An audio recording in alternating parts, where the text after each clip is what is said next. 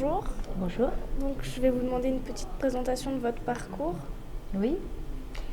Eh bien, j'ai fait des études de mathématiques d'abord à l'université de Paris.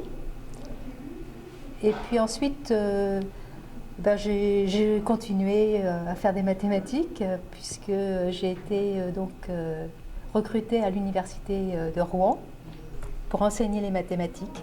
J'ai fait une thèse en informatique théorique. Mais à la même époque, j'ai été intéressée par l'histoire des mathématiques, parce que je me posais des questions sur mon enseignement. Et puis, je me suis aperçue que si j'expliquais aux étudiants d'où venait ce que j'enseignais, ça pouvait permettre de comprendre. C'était beaucoup moins des choses qui tombaient du ciel. Et donc, j'ai commencé à m'intéresser à l'histoire des mathématiques pour déjà enseigner. Puis ensuite, c'est devenu une passion. Donc, je suis devenue professeure d'histoire des mathématiques et d'épistémologie. D'accord. Donc d'abord au Mans, puis ensuite à Créteil, et puis finalement à Nantes. Voilà mon parcours, en quelques mots. Et qui était Gaston Tari?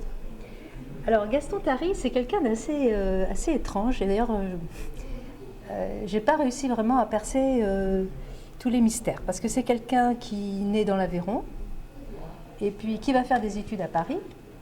Bon. Il devient tout de suite contrôleur des impôts. On se demande quel rapport ça a. C'est pas du tout un mathématicien de formation, contrôleur des impôts. Et il est nommé à Alger. Vous vous souvenez peut-être qu'à l'époque, la France est en Algérie. Bon. Et puis vers 40 ans, il se met à faire de la recherche mathématique. Et ça, je ne sais pas très bien ce qui s'est passé dans ses 40 premières années. Ce que je peux vous dire, c'est qu'ensuite, il va faire, jusqu'à sa mort, donc il meurt en 1913, énormément de mathématiques. Il est là-bas, tout seul, à Alger, mais il se tient au courant.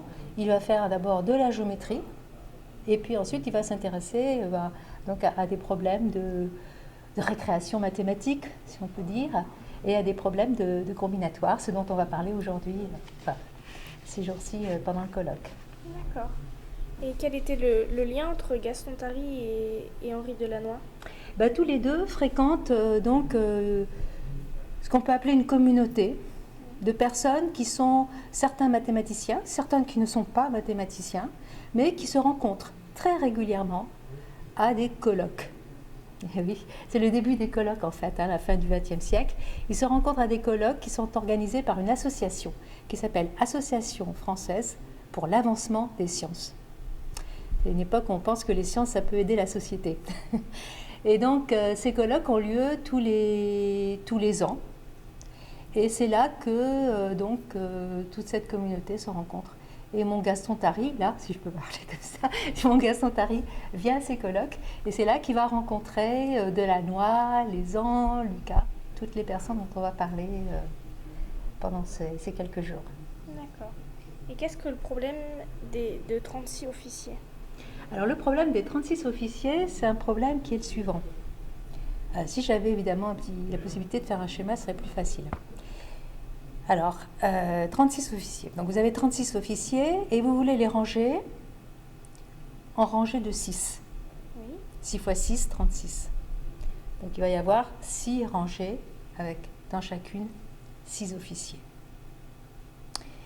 Ces officiers, ils ont chacun un grade, colonel, capitaine, et un régiment d'infanterie, etc. Il faut ranger les 36 officiers de manière à ce que dans chacune des lignes et dans chacune des colonnes, il y ait un seul grade représenté, un seul colonel ou un seul capitaine, et un seul régiment représenté, infanterie, cavalerie, etc. Voilà le problème. Alors ce problème-là, il a déjà été abordé par un très grand mathématicien qui s'appelle Léonard Euler au XVIIIe siècle. Et Léonard Euler a écrit un très long article. Il n'arrive pas vraiment à s'en sortir vraiment, de manière très rigoureuse. Mais il écrit « Je pense que ce n'est pas possible. On peut le faire pour 16 officiers, pour 25 officiers, pour 80 officiers, mais pas pour 36. » Voilà, je pense que je suis à peu près arrivée à le montrer, quoi, en gros. Bon. Mais bon, ce n'est pas vraiment une démonstration complètement terminée. C'est très difficile parce que, vous savez, en mathématiques, c'est pas très compliqué de montrer que quelque chose est possible, mais montrer que quelque chose est impossible, c'est beaucoup, beaucoup plus difficile.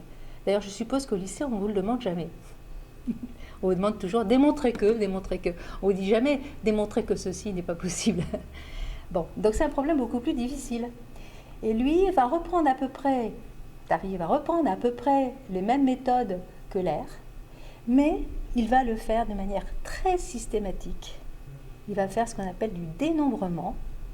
Il va dénombrer tous les cas possibles pour ces 36 officiers.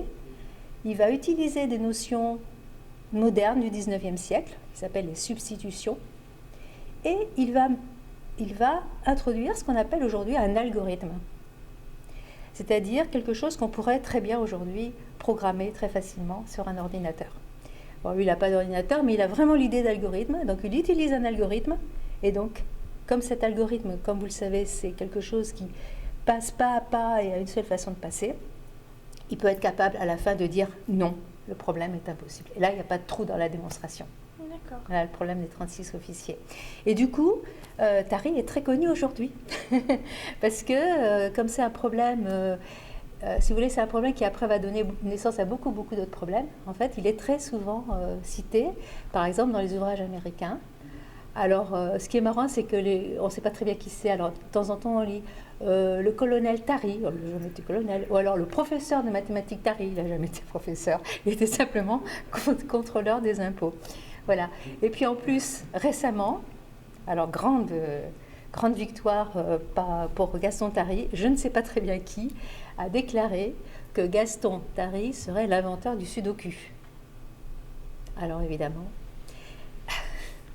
donc du coup son nom apparaît assez souvent. J'ai regardé pratiquement tous les travaux de Tari. C'est vrai qu'il y a des choses qu'il fait sur les carrés magiques qui ressemblent un petit peu à du sudoku, mais je ne crois pas qu'on puisse dire vraiment qu'il a inventé le sudoku. D'accord, merci. Avec plaisir. Au revoir.